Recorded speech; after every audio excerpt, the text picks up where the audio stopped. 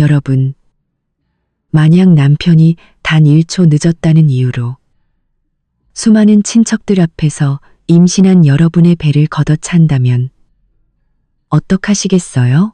믿기지 않으시죠? 하지만 이건 불과 며칠 전 대한민국 서울 한복판에서 제게 실제로 일어난 일입니다. 그날 밤 청담 팰리스의 룸 안에서 저는 상상도 못했습니다. 제가 단 몇 초 늦었다는 이유만으로 밖에서는 그 누구보다 다정한 남편인 척 연기하던 그 남자가 그렇게 많은 친척과 지인들 앞에서 저를 죽일 듯이 팰 줄은요. 저는 임신 3개월이었고 손에는 그가 차에 두고 내린 계약 서류까지 들고 있었습니다.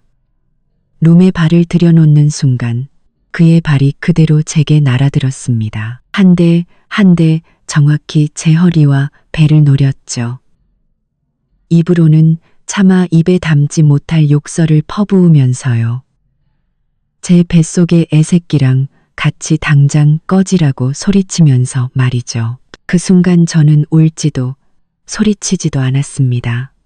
그가 무서워서가 아니었어요. 이미 3일 전에 프랑스 파리행 비행기 표를 예매해뒀기 때문입니다. 저보고 꺼지라고요? 네, 아주 멀리 꺼져드리겠습니다. 그리고 당신에게 모든 것을 잃는다는 것, 이 뭔지 똑똑히 보여줄게요. 안녕하세요. 여러분의 이야기꾼입니다. 오늘 한 여성의 가슴 아픈 그러나 통쾌한 복수극 속으로 여러분을 초대합니다. 이 이야기에 공감하신다면 채널 고정해주세요. 그날은 박민준 씨의 사촌형 약혼식이었어요. 저희는 미리 그날 저녁 식사 비용은 저희가 내기로 약속했었죠. 민준 씨는 오후에 회의가 있다며 저보고 먼저 식당에 가 있으라고 했습니다. 차에 있는 계약서도 미리 좀 꺼내놓으라고요. 이따 사촌형이랑 사업 얘기를 좀 해야 한다면서요. 저는 다 가족인데 분위기를 망치면 안 되겠다는 생각에 약속 시간보다 30분 먼저 청담 팰리스에 도착해서 민준 씨를 기다렸습니다. 그런데 민준 씨가 갑자기 클라이언트에게 발목이 잡혀 20분이나 늦게 도착한 겁니다. 그는 룸에 들어서자마자 친척들에게 멋쩍게 웃으며 늦어서 죄송하다고 사과하고는 제게 눈짓을 보냈습니다. 어서 가서 계산하라는 뜻이었죠. 저는 마침 화장실에서 화장을 고치고 나온 참이라 그의 말을 듣고 서둘러 가방을 챙겨 계산대로 향했습니다. 그런데 룸문을 나서자마자 그가 조수석에 뒀다는 계약서가 생각났습니다. 다시 주차장으로 뛰어가 차 문을 열고 계약서를 챙겼죠. 이렇게 왔다 갔다 하는데 1분도 채 걸리지 않았습니다. 제가 계약서와 카드를 들고 룸으로 뛰어 들어갔을 때 민준 씨는 룸 한가운데 서 있었습니다.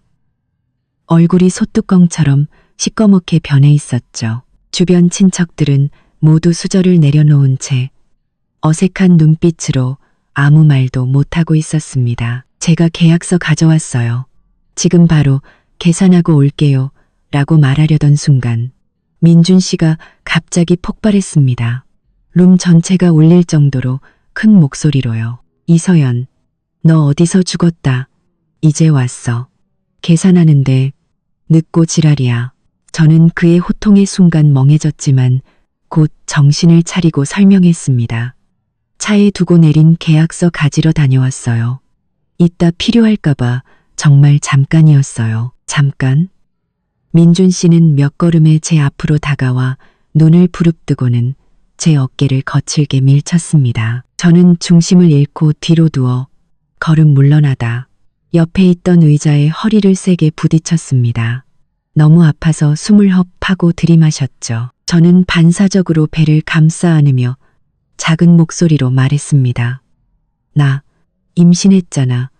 이러지 마. 하지만 이 말은 불난 집에 기름을 붓는 격이었습니다. 그는 제 말을 듣자마자 제 허리와 배를 향해 발길질을 했습니다. 첫 번째 발길질에 저는 그대로 바닥에 주저앉았고 손에 들고 있던 계약서와 카드가 사방으로 흩어졌습니다. 제가 정신을 차리기도 전에 두 번째 발길질이 날아들었습니다. 이번에는 허벅지를 정통으로 맞았고 저는 완전히 바닥에 나뒹굴었습니다. 그제야 보다 못한 친척 한 분. 민준 씨의 사촌형이 다급하게 다가와 그를 말렸습니다. 민준아, 그만해. 서연 씨 임신했잖아. 하지만 민준 씨는 듣지 않았습니다. 사촌형을 밀쳐내고는 저를 향해 세 번째 발길질을 하며 칼날 같은 말을 뱉었습니다. 임신? 내 뱃속에 있는 게 내 새끼인지 누구 새끼인지 어떻게 알아? 계산 하나 제대로 못하는 주제에 그 애새끼 데리고 당장 꺼져. 이 돈은 내가 내. 다신 내 눈앞에 나타나지 마. 저는 바닥에 쓰러진 채 온몸의 고통을 느꼈습니다. 특히 배가 딱딱하게 뭉치는 느낌이 들었죠. 하지만 울지도 그와 싸우지도 않았습니다. 이미 보름 전 그의 핸드폰에서 최유나라는 여자와 나눈 카카오톡 대화를 봤기 때문입니다. 그 여자에게 500만 원이 넘는 명품 가방을 사준 내역까지 확인했죠. 그때 이미 이 남자는 끝났다고 생각했습니다. 그래서 저는 몰래 변호사를 선임하고 집안의 재산을 확인하고 프랑스행 비행기 표까지 예매해둔 상태였습니다. 그저 그와 모든 관계를 끝낼 적절한 타이밍만 기다리고 있었죠.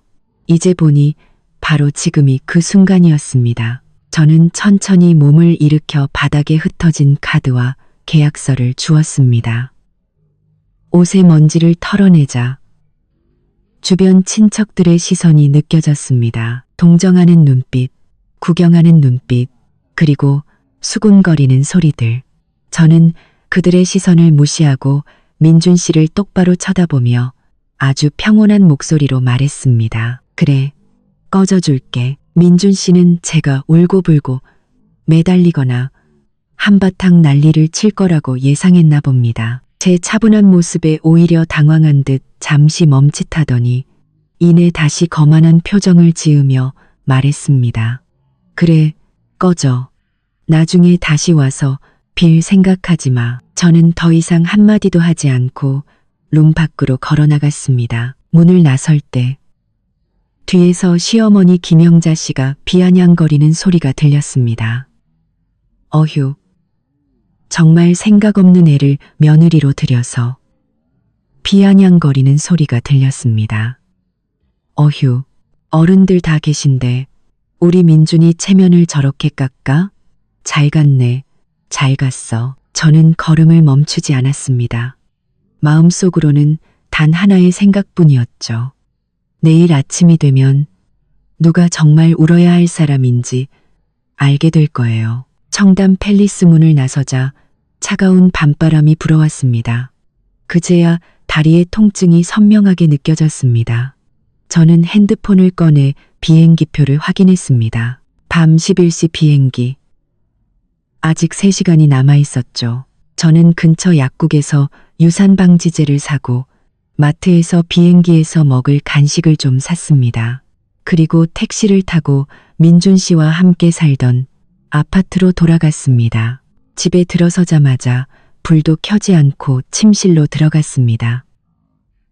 옷장 맨 아래 서랍을 열자 미리 싸둔 캐리어가 나왔습니다. 갈아입을 옷 몇 벌, 여권과 신분증, 그리고 엄마가 주신 제 명의의 통장. 결혼 전에 제가 모아둔 돈이라 민준 씨는 모르는 돈이었습니다.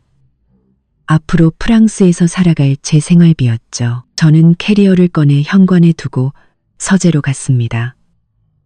민준 씨와 최윤아의 카톡 대화 캡처와 명품 가방 영수증 사진을 모두 제 가방에 챙겨 넣었습니다. 이 모든 것이 나중에 이혼 소송에서 그를 빈털터리로 만들 증거가 될 겁니다.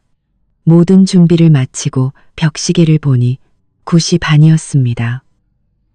민준 씨는 아직 청담 팰리스에서 친척들과 시간을 보내고 있겠죠. 당분간은 돌아오지 않을 겁니다.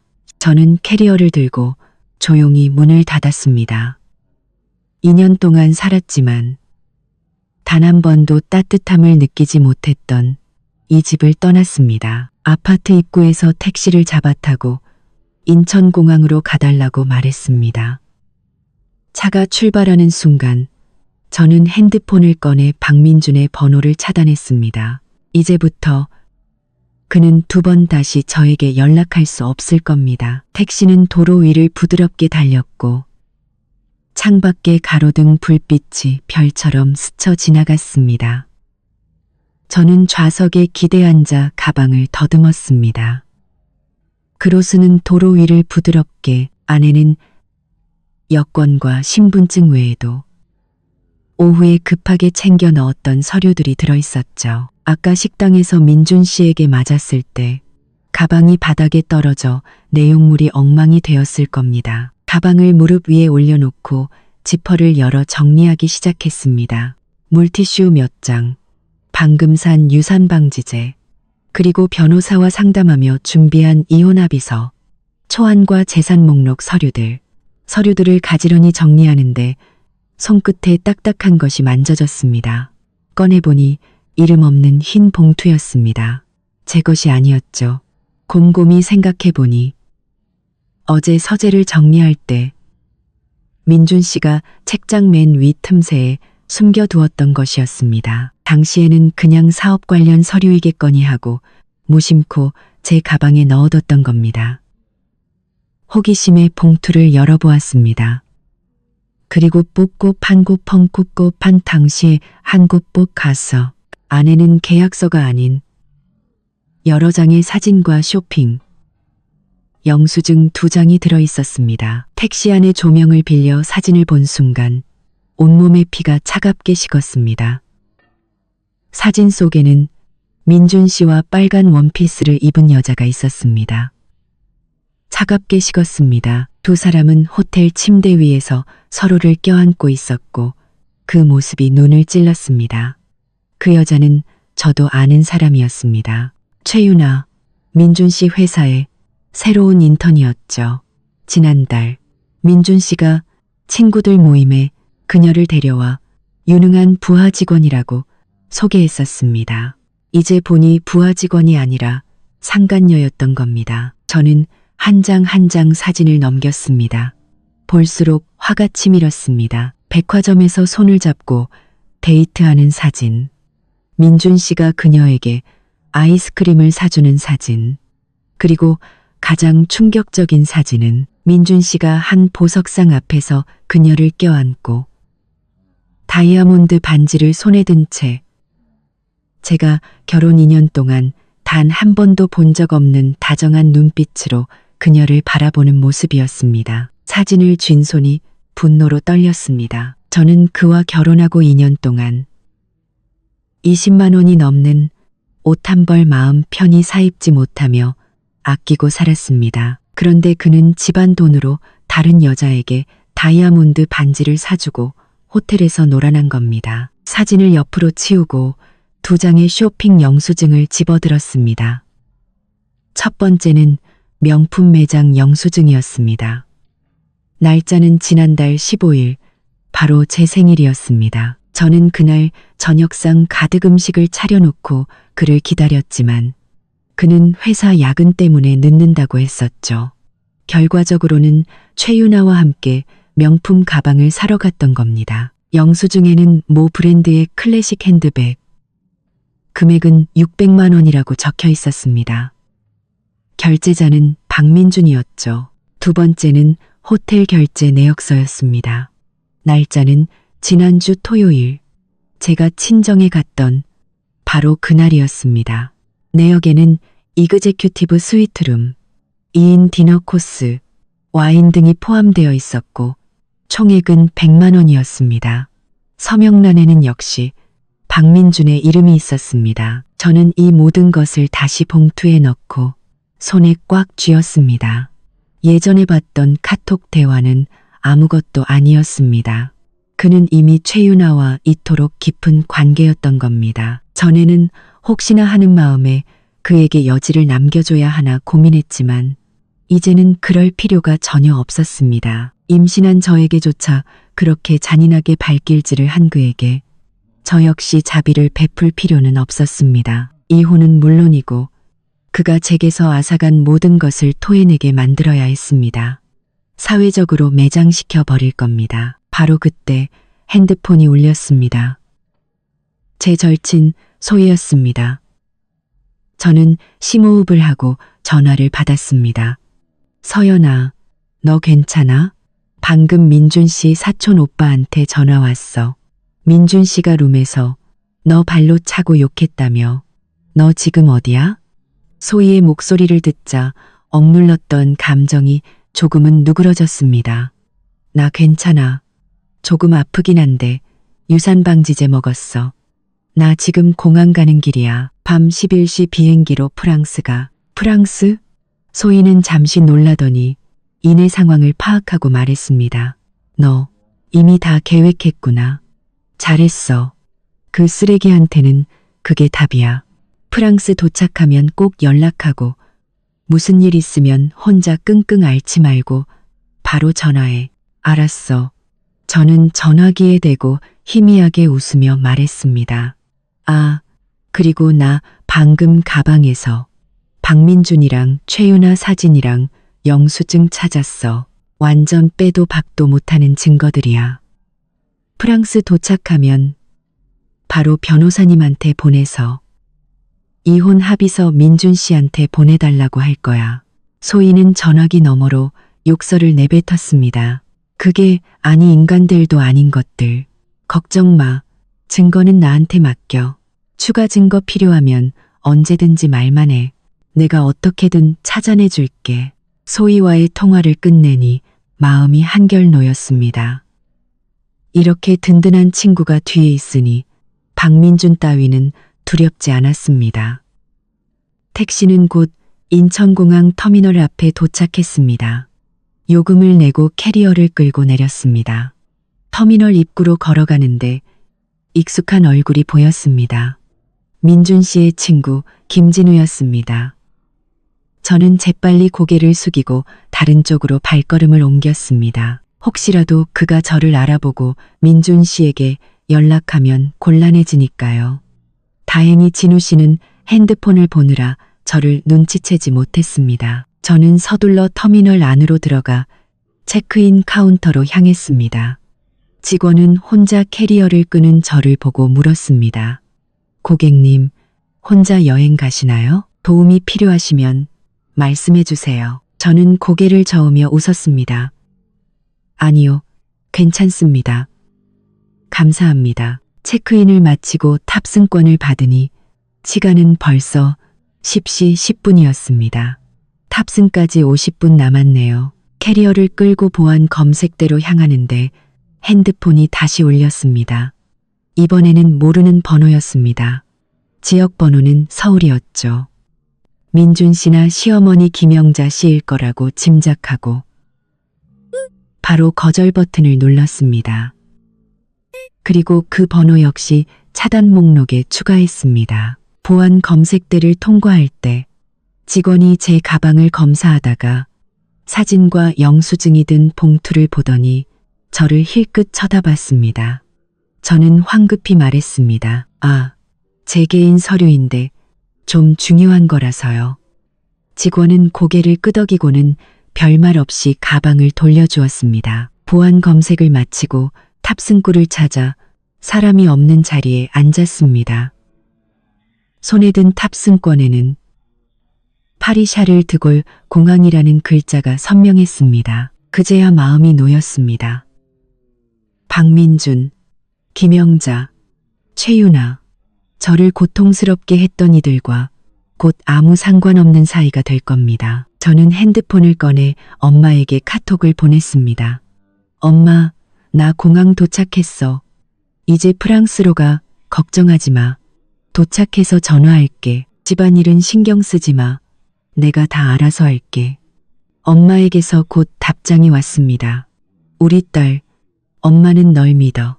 도착하면 몸 조심하고 특히 뱃속 아기 잘 챙겨야 한다.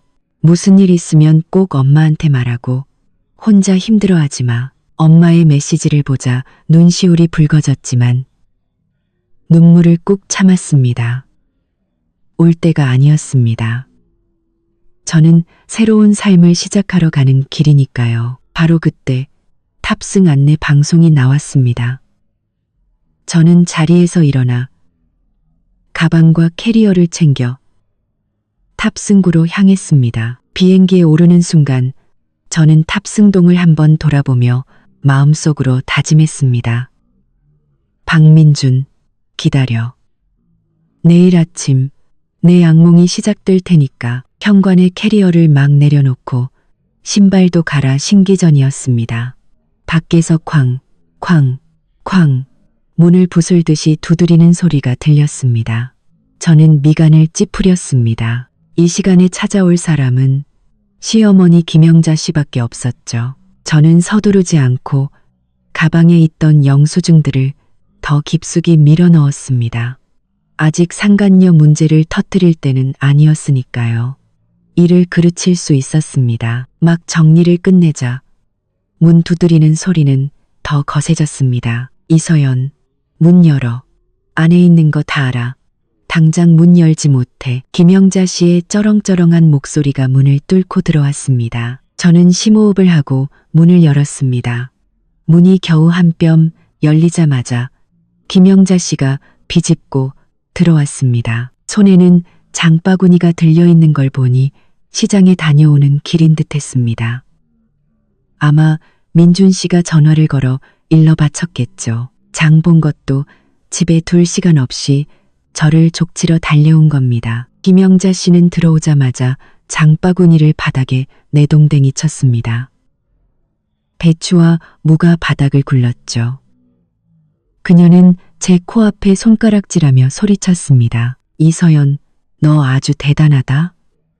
내 시아주번이 될 사람 약혼식인데 그 중요한 자리에서 계산 하나 제때 못해서 질질 끌어?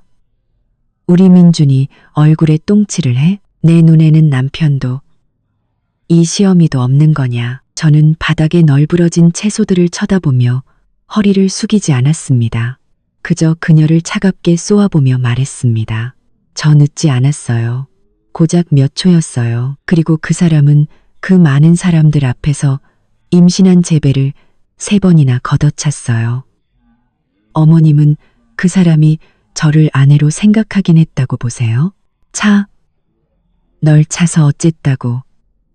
김영자 씨는 목에 핏대를 세우며 막무가내로 나왔습니다. 네가 먼저 우리 아들 속을 긁었겠지. 우리 민준이가 어떤 애인데 성질 한번 안 내는 애야. 네가 꿈을 대지 않았으면 애가 손을 댔겠어. 그리고 임신한 게 뭐 대수라고 그렇게 유난이야. 내가 민준이 가졌을 땐 바칠도 했어. 몇 대 좀 맞았다고 큰일 나. 그 말에 저는 완전히 폭발했습니다. 한 걸음 앞으로 다가가 그녀의 눈을 똑바로 쳐다보며 목소리를 높였습니다. 임신한 게 대수라고요? 어머님 아들 손자가 뱃속에 있는데 그 생명이 우스우세요? 그 사람이 제 배를 찰 때 자기 핏줄이라는 생각은 조금도 안 했나 보죠? 그리고 제가 속을 긁었다고요? 그 사람이 왜 그렇게 계산을 서둘렀는지 아세요? 그 인턴 나부랭이 최윤아랑 데이트할 시간 늦어질까봐 그랬던 거예요. 김영자 씨는 최윤아라는 이름을 처음 듣는 듯 잠시 멈칫했습니다. 그녀는 미간을 찌푸리며 물었습니다. 최윤아? 그게 누군데? 쓸데없는 소리 하지 마. 우리 민준이가 얼마나 바쁜데 인턴이랑 데이트할 시간이 어디 있어. 쓸데없는 소리인지는 어머님 아들에게 직접 물어보세요. 저는 더 이상 그녀와 입씨름할 생각이 없었습니다. 현관에 있던 캐리어를 끌며 말했습니다. 어쨌든 전 이제 이 집에서 못 살겠어요. 오늘 나갈 겁니다. 나가? 어딜 나가? 김영자 씨는 정신을 차리고 제 캐리어 손잡이를 꽉 붙잡았습니다. 내 뱃속에 우리 민준이 애를 가지고 어딜 가겠다는 거야. 똑똑히 들어. 오늘 이 문 밖으로 한 발짝이라도 나가면 내가 당장 내 친정엄마 집에 쫓아가서 동네방네 소문 다 낼 거야. 임신한 주제에 집 나가려는 천박한 년이라고. 저는 그녀의 손을 내려다 보았습니다. 손톱 밑에 낀 늑대가 역겨웠습니다. 캐리어를 세게 당겨봤지만 꿈쩍도 하지 않자 저는 그냥 손을 놓아버렸습니다. 그리고 그녀를 보며 말했습니다. 마음대로 하세요. 가서 소문 내세요. 동네 사람들한테 똑똑히 들려주세요. 어머님 아들이 임신한 아내를 어떻게 폭행했는지, 집안 돈으로 상간녀한테 3천만 원짜리 명품 가방을 어떻게 사줬는지, 제 생일날 다른 여자랑 호텔 가서 무슨 짓을 했는지 전부 다요. 김영자 씨의 얼굴이 새하얗게 질렸습니다. 뭐라고? 말도 안 되는 소리인지는 민준 씨 카드 내역서 한번 뽑아보시면 알겠죠. 저는 차갑게 웃으며 말했습니다. 그리고 저는 프랑스로 갈 겁니다. 비행기표는 3일 전에 이미 끊어놨어요. 충동적인 결정이 아니란 말입니다. 처음부터 이혼할 생각이었어요. 그러니까 상황 파악되시면 저 막지 마세요. 안 그러면 망 씨는 박 씨 집안이 당하게 될 테니까요. 프랑스? 김영자 씨의 눈이 동그래졌습니다. 그녀는 캐리어 손잡이를 더 꽉 쥐었습니다. 네가 감히 해외로 도망가? 너 우리 집 돈 들고 튀려는 거지? 내가 분명히 말하는데 이 집 돈은 다 우리 민준이가 번 거야. 너 10원 한 장도 못 가져가. 집안 돈이요? 기가 막혀서 헛웃음이 나왔습니다. 어머님, 집에 돈이 얼마나 있는지는 아세요? 민준 씨가 매달 최윤아한테 얼마를 쓰는지도 아시고요. 제가 가져가는 건 결혼 전에 제가 모은 돈이랑 저희 엄마가 해주신 예물뿐이에요. 박 씨 집안과는 단일도 상관없다고요. 말을 마친 저는 김영자 씨의 손을 떼어내려 했습니다. 하지만 그녀는 죽어도 놓지 않겠다며 저를 밀쳤습니다. 못 가, 내가 죽기 전에는 절대 못 보내. 그녀에게 밀려 뒤로 물러나다 신발장에 허리를 부딪혔습니다. 아픔의 숨을 헛들이 마셨죠. 배를 내려다보니 다행히 별다른 이상은 없었습니다. 신발장에 비록 꺼내 그녀에게 밀려 뒤로 물러나다 신발장의 허리, 저는 이를 악물고 그녀의 팔을 팔꿈치로 툭 쳤습니다. 힘을 주진 않았고 그저 손을 놓게 하려는 의도였습니다. 아야. 김영자 씨는 비명을 지르며 손을 놓았습니다. 그녀는 팔을 감싸 쥐고 저를 향해 소리쳤습니다. 네가 감히 시어미를 쳐. 이 미친년이. 오늘 내가 너 버릇을 단단히 고쳐주마. 그녀는 제 머리채를 잡으려고 달려들었습니다. 저는 이미 예상하고 옆으로 피했고 그녀는 허공에 손을 휘젓다 바닥에 넘어질 뻔했습니다. 저는 그 틈을 타 캐리어를 끌고 문 밖으로 뛰쳐나갔습니다. 거기 안 서. 김영자 씨가 뒤에서 소리치며 쫓아오려 했지만 저는 이미 문을 잠가버렸습니다. 문 너머로 그녀가 울고불고 소리치는 소리가 들렸습니다. 이서연, 이 배은망덕한 것, 우리 박 씨 집안이 너한테 얼마나 잘해줬는데 도망을 쳐. 너 천벌 받을 거야. 민준아, 빨리 와봐. 내 마누라 도망간다. 저는 그녀의 저주를 무시하고 서둘러 엘리베이터로 향했습니다. 엘리베이터 안에는 저 혼자였습니다. 문에 비친 제 모습을 보며 심호흡을 했습니다. 방금 김영자 씨와 싸울 때 저는 조금도 두렵지 않았습니다. 오히려 마음속의 돌덩이가 반쯤은 내려간 기분이었습니다. 아파트 단지를 나와 택시를 잡고 공항으로 가달라고 말했습니다. 차가 출발한 뒤 저는 아파트 건물을 돌아보았습니다. 민준 씨는 이제 곧 술자리가 끝나겠죠. 텅 빈 집에 돌아와 김영자 씨의 울음 섞인 하소연을 들으면 과연 어떤 표정을 지을까요? 그 상상을 하니 저도 모르게 입꼬리가 올라갔습니다. 이건 시작에 불과했습니다. 그를 더 절망시킬 일들이 이제부터 펼쳐질 테니까요. 택시는 곧 고속도로에 올라 공항으로 향했습니다. 저는 핸드폰을 꺼내 변호사님께 메시지를 보냈습니다. 이 변호사님, 저 내일이면 프랑스에 도착합니다. 정착하는 대로 박민준 씨 외도 증거 보내드리겠습니다. 최대한 빨리 이혼 합의서 발송 부탁드립니다.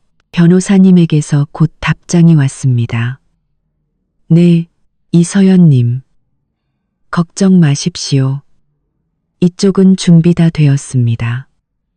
증거 자료 받는 즉시 발송하겠습니다. 해외에서 부디 몸 조심하시고 무슨 일 있으시면 언제든 연락 주십시오. 변호사님과의 대화를 마치고 저는 소희에게도 메시지를 보냈습니다. 김영자 씨가 집에 쳐들어와 난리를 쳤던 일을 말해주자 소희는 바로 음성 메시지를 보냈습니다. 분노에 찬 목소리였죠. 그 할망구가 진짜 그래도 네가 안 다쳐서 다행이다. 공항 도착하면 연락해. 내가 박민준 그쪽 동태 잘 살피고 있을게. 무슨 일 있으면 바로 알려줄게. 박민준 그쪽 동태 잘 살피고 있을게. 응, 고마워 소희야. 저는 답장을 보냈습니다. 변호사님과 소희가 있으니 마음이 든든했습니다. 이제 저는 프랑스에 도착해서 새로운 삶을 시작하고 박민준이 나락으로 떨어지는 것을 지켜보기만 하면 됐습니다. 택시가 인천공항 제2터미널 앞에 섰을 때 저는 캐리어 손잡이를 꽉 쥐었습니다. 드디어 여기까지 왔네요. 차에서 내리자마자 가방 속 핸드폰이 울렸습니다. 소희가 보낸 카톡이었죠. 서연아, 방금 박민준이 나한테 전화해서 미친 듯이 네가 어디 있냐고 물어봤어. 씹었어. 절대 전화 받지 마. 걱정 마라고 짧게 답장을 보내고 핸드폰을 주머니에 넣었습니다. 캐리어를 끌고 터미널 안으로 들어가자마자 제가 탈 프랑스행 비행편에 체크인 안내 방송이 나왔습니다. 저는 망설임 없이 체크인 카운터로 향했습니다. 발걸음이 평소보다 훨씬 가벼웠죠. 줄을 서서 기다리는데 주머니 속 핸드폰이 미친 듯이 울리기 시작했습니다. 허벅지가 저릴 정도였죠. 꺼내보니 액정에 남편이라는 두 글자가 떠 있었습니다. 결혼 첫 해에 설정해 둔 이름이었죠. 그때는 달콤했지만 지금은 그저 가시처럼 저를 찔렀습니다. 저는 망설임 없이 거절 버튼을 눌렀습니다. 2초 뒤 핸드폰은 다시 울렸습니다. 같은 번호였죠. 저는 미간을 찌푸리고는 핸드폰을 무음으로 바꾸고 가방 가장 깊숙한 곳에 넣어버렸습니다. 보지 않으면 신경도 쓰이지 않겠죠. 제 차례가 되어 여권과 신분증을 직원에게 건넸습니다. 직원이 정보를 확인하는 동안에도 가방 속 핸드폰은 계속 진동했습니다. 지금쯤 박민준의 심장 박동과 비슷한 속도일 겁니다. 김영자 씨가 제가 떠난다고 이미 말했겠죠.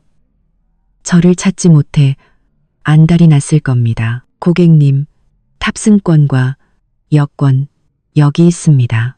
직원이 서류를 돌려주며 웃었습니다. 비행시간이 기니 일찍 들어가서 면세점 구경이라도 하세요. 저는 감사 인사를 하고 안쪽으로 향했습니다. 보안 검색대 줄에 서자마자 가방 속 핸드폰이 또 울렸습니다. 이번에는 박민준의 번호가 아니었습니다. 모르는 서울 지역 번호였죠. 저를 찾지 못하자 다른 사람 핸드폰으로 전화하는 것이 분명했습니다. 저는 핸드폰을 꺼내 그 번호를 몇 초간 노려보다가 지금 그가 얼마나 초조하고 화가 났을지 궁금해졌습니다. 저는 통화 버튼을 눌렀습니다. 핸드폰을 귀에 대자마자 박민준의 고함이 터져나왔습니다. 귀가 찢어질 듯했죠. 이서연, 너 어디서 죽었다. 이제 나타나. 엄마가 너 프랑스행 비행기 끊었다고 하던데 너 미쳤어? 당장 안 돌아와. 저는 핸드폰을 귀에서 조금 떼고 마치 남의 이야기를 하듯 차분하게 말했습니다. 안 미쳤어. 나 공항이야. 이제 곧 비행기 타. 공항? 비행기? 그의 목소리가 다급해졌습니다. 믿기지 않는다는 듯한 불안함이 섞여 있었죠. 너 진짜 프랑스가? 서연아, 제발 이러지 마. 그날 저녁은 내가 잘못했어. 너를 차면 안 됐는데. 내가 사과할게. 응. 돌아와서 우리 제대로 얘기 좀 하자. 사과. 저는 실소를 터뜨렸습니다. 비웃음이 가득했죠. 박민준, 당신이 내 배를 찼을 때는 왜 사과 안 했어? 최윤아랑 호텔방에 같이 있었을 때는 나한테 거짓말하고 그녀에게 600만 원짜리 명품 가방 사줄 때는 왜 사과 안 했지? 이제 와서 내가 떠나니까 사과하겠다고? 너무 늦었어. 전화기 넘어가 잠시 조용해지더니 그의 목소리가 돌변했습니다. 애원에서 협박으로 바뀌었죠. 이서연, 내가 좋게 말할 때 들어. 내 뱃속에 내 애가 있어. 감히 떠나기만 해봐. 바로 법원에 소송 걸어서 평생에 못 보게 만들어줄 테니까. 그리고 집안 돈은 다 내가 번 거야. 너 10원 한 장도 못 가져가. 아이는 내가 가졌어. 당신이랑 상관없어. 저는 더 이상 그와 말 섞기가 싫어 차갑게 말했습니다. 집안 돈은 건드리지 않았어. 집안 돈은 건드리지 않았어. 내가 가져가는 건 내 돈이랑 엄마가 주신 돈뿐이야. 그리고 법원? 마음대로 해. 마침 잘 됐네. 당신 가정폭력, 외도 증거 다 제출해서 판사님한테 당신이 어떤 인간인지 똑똑히 보여줄 테니까. 저는 그의 대답을 듣지도 않고 전화를 끊었습니다. 그리고 그 낯선 번호를 차단 목록에 추가했습니다. 박민준, 김영자, 그리고 그의 친구들 번호까지. 생각나는 번호는 모조리 차단했습니다. 막 차단을 끝내자 소희에게서 음성 메시지가 왔습니다. 서연아, 방금 민준 씨 사촌 오빠한테 들었는데 민준이가 청담 팰리스에서 뛰쳐나가서 너희 집으로 갔대. 너 없는 거 확인하고 지금 미친 듯이 찾고 있대. 절대 잡히면 안 돼. 나 이제 보안 검색대 통과해. 못 찾아. 라고 답장을 보내고 핸드폰을 껐습니다. 보안 검색을 마치고 탑승구로가 창가 자리에 앉았습니다. 탑승까지 20분. 저는 핸드폰을 켜서 다시 한번 비행기 좌석을 확인하고 가방 속 여권과 외도 증거들을 만져보았습니다. 이것들이 바로 박민준과 완전히 끝낼 수 있는 제목이었습니다. 곧 탑승 안내 방송이 나왔고 저는 사람들을 따라 비행기에 올랐습니다. 기내에 들어서서 제자리를 찾아 짐을 넣고 안전벨트를 맸습니다. 창밖을 바라보며 비행기가 활주로로 이동할 때 저는 마음속으로 속삭였습니다. 박민준, 당신이 내게 진 빚. 내일부터 하나씩 전부 다 갚게 해줄게. 비행기가 파리샤를 드골 공항에 도착했을 때는 창밖이 막 밝아오기 시작한 새벽이었습니다.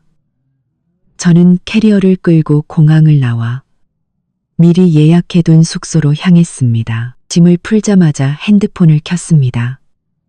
10시간 넘게 꺼져 있었으니 소희에게서 연락이 많이 와 있을 터였습니다. 그런 역시나 카카오톡을 켜자마자 소희의 메시지가 쉴 새 없이 떴습니다.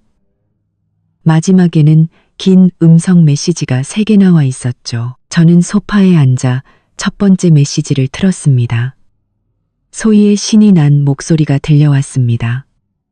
서연아, 프랑스 도착했어? 완전 대박 소식 있어.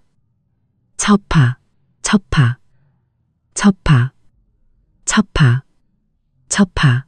프랑스 도착했어. 박민준, 오늘 아침에 제대로 미쳤어. 저는 웃으며 두 번째 메시지를 틀었습니다. 소희는 목소리를 낮춰 속삭였습니다. 있잖아, 오늘 아침에 박민준이 회사 계약금으로 1억 원을 송금해야 해서 아침 일찍 은행에 갔대. 그런데 창구 직원이 잔액 조회를 하더니 통장에 딱 10원 남았다고 한 거야. 박민준. 그 자리에서 바로 폭발했대. 저는 손에 든 물컵을 내려놓으며 통쾌함을 느꼈습니다. 역시 제가 변호사님을 통해 처리한 일이 제대로 먹혔네요.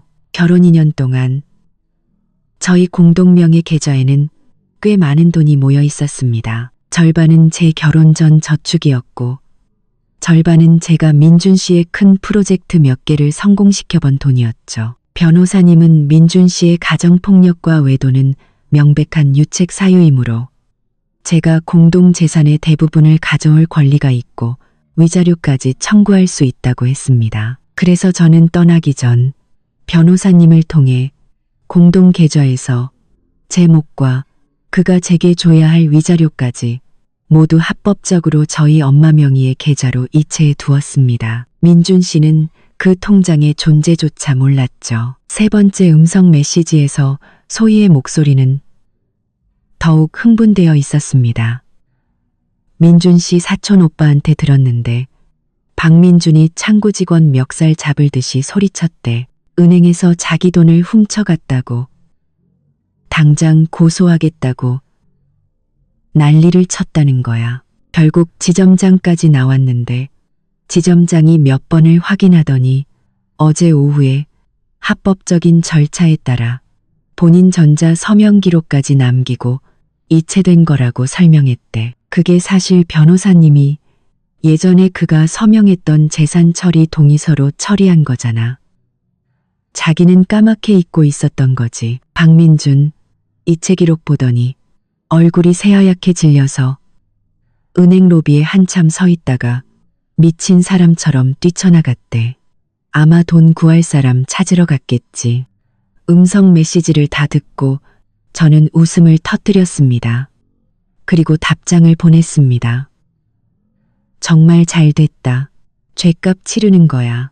돈은 다 자기가 번 거라고 그렇게 잘난 척하더니 이제 돈 없으니까 자기가 아무것도 아니란 걸 알게 되겠지. 소희는 바로 답장을 보냈습니다. 그러게 말이야.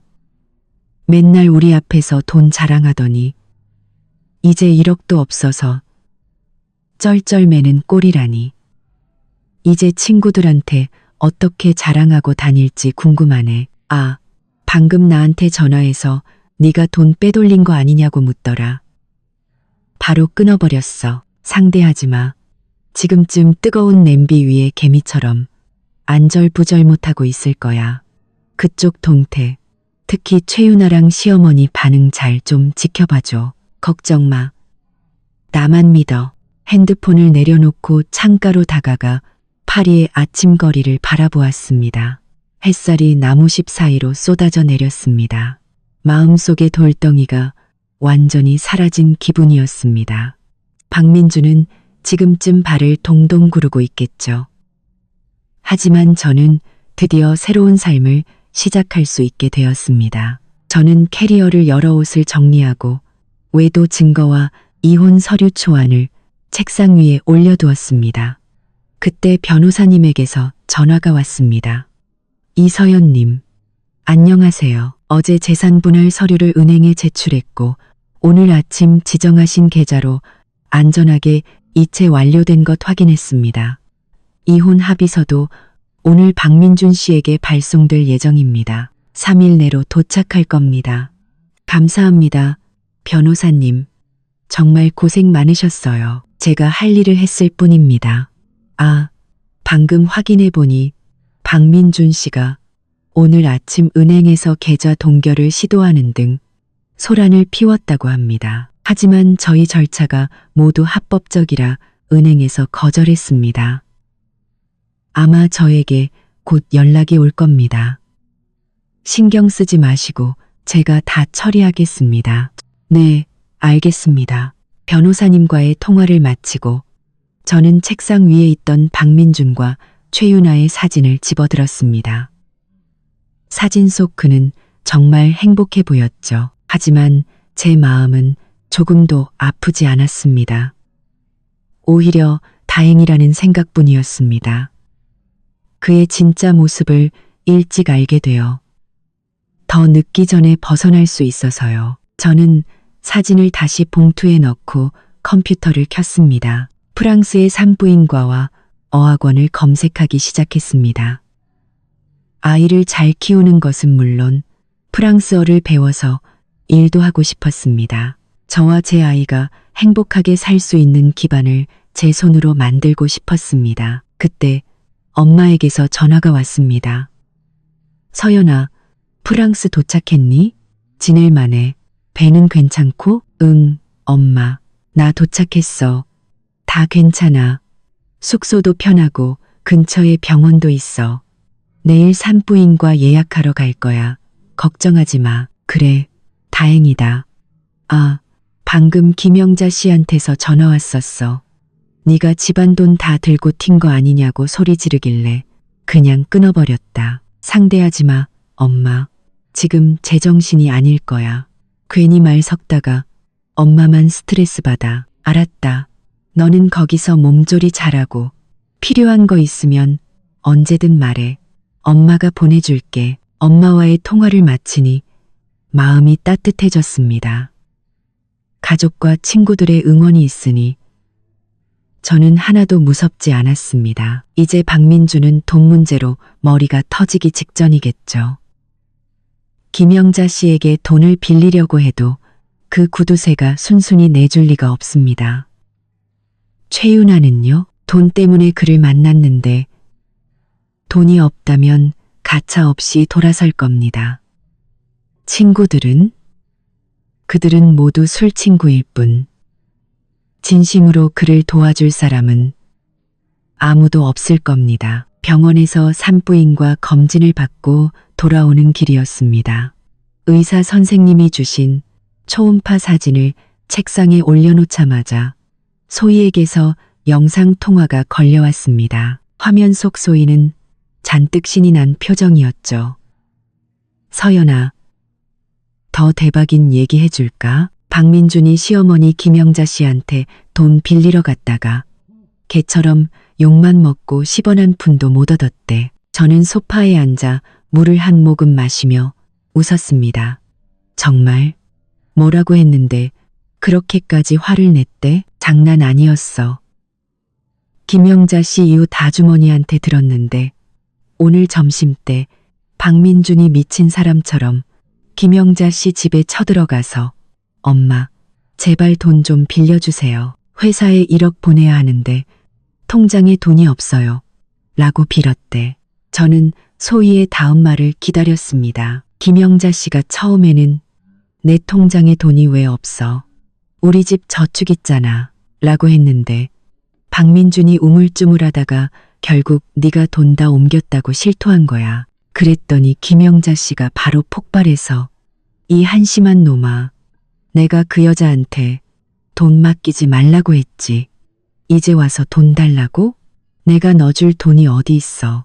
라고 소리쳤대. 박민준 엄청 다급했겠네. 다급한 정도가 아니지. 박민준이 엄마. 그건 서연이가 합법적으로 가져간 거고 지금 회사에 돈 못 보내면 프로젝트도 망하고 회사도 망해요.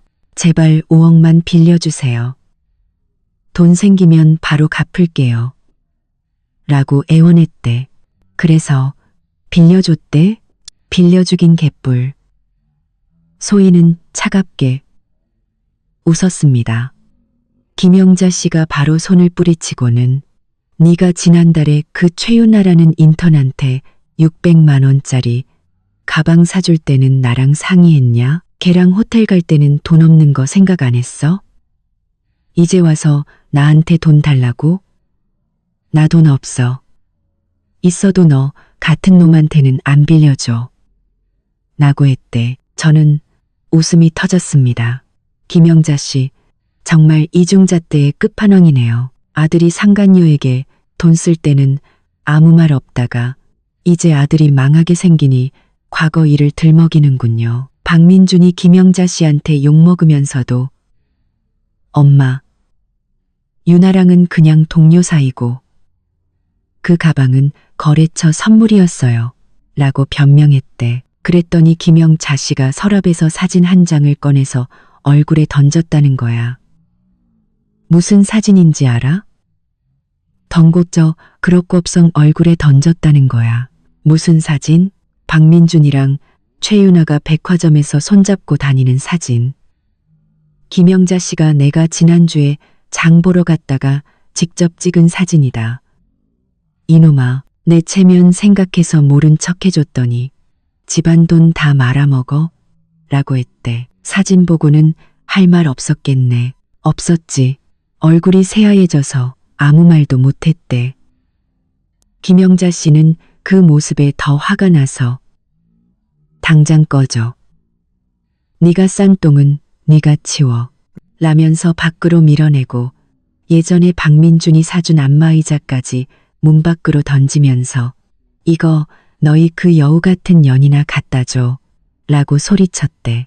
저는 김영자 씨에게 쫓겨나 안마의자를 끌어안고 복도에 서 있을 박민준의 비참한 모습을 상상하며 웃음을 참을 수 없었습니다. 그때 복도에 이웃들이 다 나와서 구경했대. 박민준, 망신이란 망신은 다 당하고 안마의자 질질 끌면서 도망가다가 넘어질 뻔했다더라. 꼴 좋다. 자업자득이지. 저는 웃음기를 거두고 차갑게 말했습니다. 나한테 손찌검하고 최윤아한테 돈 쓸 때는 이런 날이 올 줄 몰랐겠지. 이제 엄마한테도 버림받았으니 꼴이 말이 아니겠네. 그치. 내 생각엔 이제 최윤아 찾아갈 것 같아. 걔한테 돈 좀 빌려보려고. 분명 그럴 거야. 하지만 최윤아는 돈 때문에 박민준을 만난 거잖아. 돈 없는 거 알면 바로 돌아설걸. 내가 친구 시켜서 최윤아 쪽 동태 살피고 있어.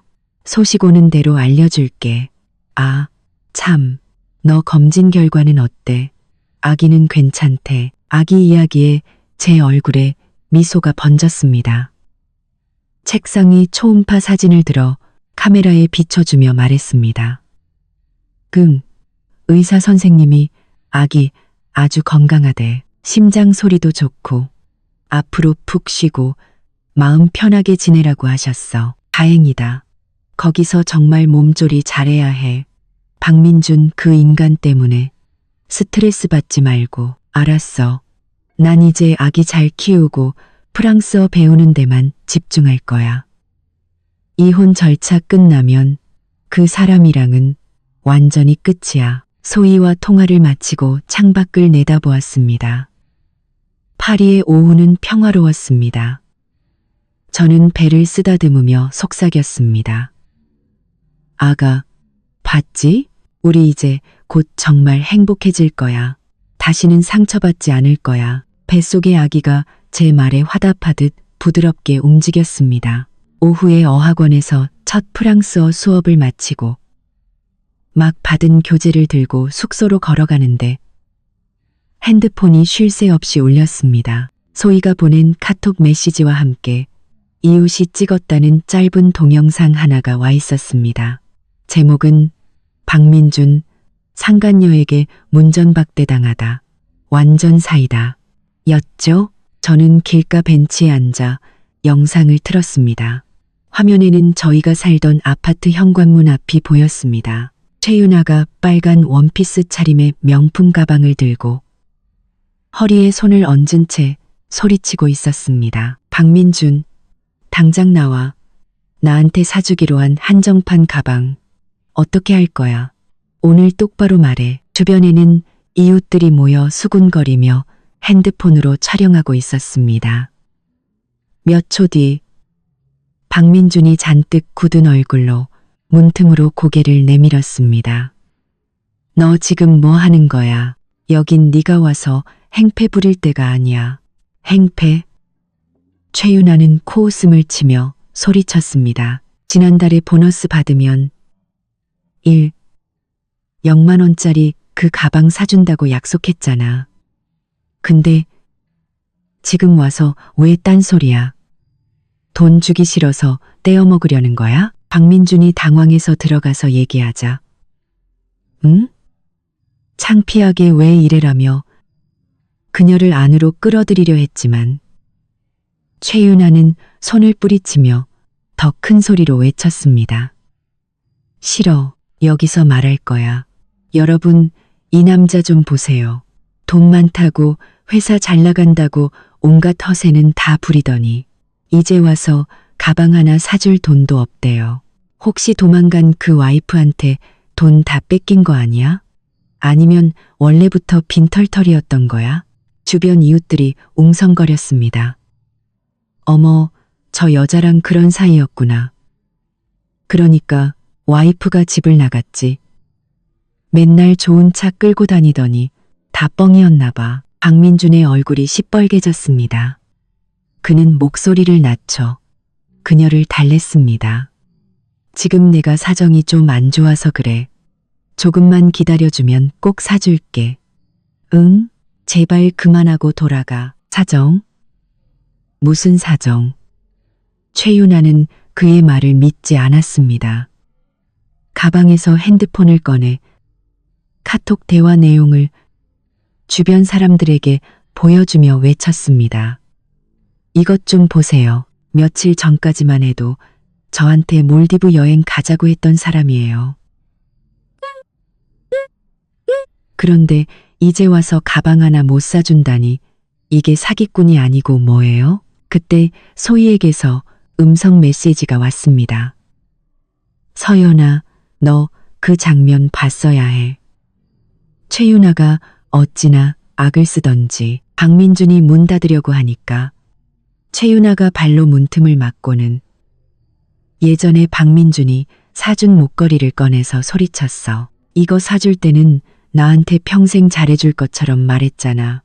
근데 이제 와서 가방 하나 아까워? 이 사기꾼, 쓰레기 같은 놈아. 그래서 어떻게 됐어? 제가 답장을 보내자 소희가 바로 회신했습니다. 박민준이 결국 폭발해서 나 이제 진짜 돈 없어. 통장에 10원밖에 없다고 더 이상 나 들볶지 마라고 소리쳤대. 그 말 듣자마자 최윤아 얼굴 싹 변하더니 목걸이를 박민준 얼굴에 던지면서 돈 없으면 진작 말했어야지. 시간 아깝게 너 같은 거지한테 내 청춘 낭비할 뻔했네. 라고 욕하고는 평생 다시는 연락하지 마. 라면서 가버렸대. 저는 박민준이 목걸이에 맞는 모습을 상상하며 통쾌함을 느꼈습니다. 그가 최윤아에게 쏟아부었던 돈과 시간이 결국 이렇게 비참한 결말로 돌아온 겁니다. 더 웃긴 건 뭔지 알아? 최윤아가 가고 나서 박민준이 문 닫으려고 했는데 아까 최윤아가 발로 맞고 버티는 바람에 문이 고장나서 안 닫히는 거야. 결국 관리사무소에서 와서 고쳐줬대. 완전 꼴불견이지? 꼴불견이지만 자업자득이지. 저는 핸드폰을 끄고 자리에서 일어났습니다. 숙소로 돌아가는 길. 예전에 박민준이 최윤아는 너랑 다르게 참 착하고 이해심이 많아라고 했던 말이 떠올랐습니다. 결국 그 이해심은 돈 앞에서 산산조각이 나버렸네요. 숙소에 돌아와 엄마와 영상 통화를 하며 오늘 있었던 일을 말씀드렸습니다. 엄마는 인과응보다 그놈이 너한테 했던 짓을 생각하면 상간녀한테 버림받고 엄마한테 욕먹는 건 당연한 벌이야라고 말씀하셨습니다. 응, 엄마. 이제 돈도 명예도 회사도 다 잃었으니 곧 무너지겠지. 너는 이제 그놈 신경 쓰지 말고 프랑스에서 아기 잘 낳고 네 인생 살아. 알았지? 응, 엄마. 걱정하지 마. 통화를 마치고 책상 앞에 앉아 프랑스어 교재를 폈습니다. 저는 한 걸음씩 새로운 삶을 향해 나아가고 있는데 박민준은 한 걸음씩 나락으로 떨어지고 있었습니다. 박민준은 한 걸음씩 나락으로 떨어지고 있었습니다. 그때 소희에게서 메시지가 또 왔습니다. 박민준의 회사 핵심 직원 몇몇이 사표를 냈고 그는 이제 텅 빈 사무실에 혼자 앉아 망연자실에 있다는 소식이었습니다. 저는 그 메시지를 보고도 조금의 동정심도 느껴지지 않았습니다. 가정폭력, 외도, 기만, 그가 저지른 모든 죄의 대가를 이제야 치르는 것 뿐이니까요. 주말 파리의 햇살은 유난히 따뜻했습니다. 저는 루브르 박물관 근처에 작은 갤러리에서 그림을 감상하고 있었죠. 마음에 드는 그림 앞에서 배를 감싸 안고 사진을 한 장 찍었습니다. 그리고 그 사진을 엄마와 소희만 볼 수 있도록 설정해서 SNS에 올렸습니다. 그리고 그 사진을 엄마와 소희만 볼 수 있도록 아가와 함께하는 갤러리 데이트. 햇살 좋은 날, 저녁 무렵 숙소로 돌아오는데 소희에게서 전화가 왔습니다. 서연아, 네가 올린 사진 박민준이 봤어. 방금 그거 보고 핸드폰 집어 던졌대. 어떻게 봤대? 나는 엄마랑 너만 볼 수 있게 올렸는데 내 사촌 언니가 사진 보고 네가 잘 지내는 것 같아서 친척들 단톡방에 공유했는데 거기에 박민준 사촌 형도 있었던 거야. 그 오빠가 박민준한테 사진 보내면서 서연 씨는 프랑스에서 저렇게 잘 지내는데 넌 지금 꼴이 뭐냐고 한마디 했대. 저는 웃음이 터졌습니다. 박민준이 마침 거래처에서 계약 해지 통보받고 있던 참이라 그 사진 보자마자 핸드폰을 책상에 내리쳐서 액정이 박살났대. 그러면서 이서연, 그녀는 내 돈으로 프랑스에서 호의호식하는데 왜 나만 이렇게 망해야 하냐 고 소리쳤다는 거야. 근데 옆에 있던 직원이 사장님, 사모님 돈은 합법적으로 분할된 재산인데요. 라고 했다가 바로 쫓겨났대. 박민주는 지금쯤 극심한 박탈감에 시달리고 있겠죠. 자신이 버린 아내는 행복해 보이는데 자신은 모든 것을 잃었으니까요. 아, 시어머니 김영자 씨도 그 소식 듣고 박민준한테 전화해서 여자 하나 간수 못해서 집안 망신 다 시키는 한심한 놈. 이라고 욕만 하고 끊었대. 이제 모자 사이도 끝장난 것 같아. 그들은 이제 서로를 탓하며 더 깊은 수렁으로 빠져들겠지요. 이혼 서류가 도착했다는 변호사님의 연락을 받은 건 며칠 뒤 공원에서 산책을 하던 중이었습니다. 변호사님은 박민준 씨가 이혼에는 동의했지만 재산 절반과 아이 양육권을 요구하고 있습니다. 라고 전했습니다. 저는 웃으며 답했습니다. 변호사님, 제가 직접 한국에 가서 마무리 짓겠습니다. 다시 돌아온 한국. 변호사 사무실에서 만난 박민주는 몇 달 사이에 폭삭 늙어 있었습니다. 헬쑥한 얼굴, 헝클어진 머리, 초점 없는 눈동자. 그는 저를 보자마자 달려와 손을 잡으려 했습니다. 서연아, 내가 다 잘못했어. 우리 이혼하지 말고 다시 시작하자. 응, 저는 그의 손을 차갑게 뿌리쳤습니다. 얘기는 이혼에 대해서만 하죠. 그는 자리에 앉아 이혼은 하겠지만 재산은 절반 내놔. 그리고 아이도 내 아이면 면접 교섭권은 있어야지라며 마지막 발악을 했습니다. 저는 가방에서 서류 뭉치를 꺼내 그의 앞에 던졌습니다. 당신이 말하는 재산, 절반은 내 결혼 전 재산이고 나머지 절반도 내가 성사시킨 프로젝트로 번 돈이야. 그리고 이거 당신이 최유나한테 돈 쓴 영수증들, 공동재산을 멋대로 탕진한 유책 배우자가 재산을 요구할 자격이 있다고 생각해. 그리고 핸드폰으로 그가 제게 폭언을 퍼붓던 녹음 파일을 틀었습니다. 그 애새끼 데리고 당장 꺼져. 사무실에 울려 퍼지는 자신의 목소리에 박민준의 얼굴은 새하얗게 질렸습니다. 그때 시어머니 김영자 씨가 사무실로 뛰어들어와 제게 매달렸습니다. 아가, 제발 우리 민준이 좀 살려줘. 걔 이제 아무것도 없어. 저는 그녀의 손을 뿌리치며 차갑게 말했습니다. 그 사람이 제 배를 걷어찰 때 저와 제 아이의 목숨은 생각했나요? 결국 모든 증거 앞에서 박민주는 무너졌습니다. 그는 떨리는 손으로 이혼 합의서에 서명했습니다. 재산 포기, 위자료 지급, 양육권 포기, 모든 것을 잃고 빈털터리가 된 그는 고개를 숙인 채 사무실을 나갔습니다. 다시 프랑스로 돌아오는 비행기 안에서 저는 창밖을 바라보았습니다. 변호사님에게서 이혼 절차 완료, 위자료는 일주일 내 입금 예정이라는 메시지가 도착했습니다. 저는 핸드폰을 끄고 배를 쓰다듬었습니다. 아가, 이제 우리 정말 자유야. 나중에 들은 소식에 의하면 박민주는 빚을 갚기 위해 막노동을 전전하고 김영자 씨는 동네에서 평판이 나빠져 결국 시골로 이사했다고 합니다. 그들은 자신들의 행동에 대한 대가를 톡톡히 치른 겁니다. 이 세상에 이유 없는 불행은 없습니다. 오직 스스로가 만든 결과만이 있을 뿐이죠. 저는 이제 파리의 햇살 아래 곧 태어날 아기와 함께 새로운 행복을 만들어갈 겁니다. 오늘 이야기는 여기까지입니다. 제 이야기가 여러분께 작은 위로와 용기가 되었기를 바랍니다. 영상이 마음에 드셨다면 좋아요와 구독 부탁드립니다. 다음 시간에 더 흥미로운 이야기로 찾아뵙겠습니다. 감사합니다. 이야기꾼이었습니다.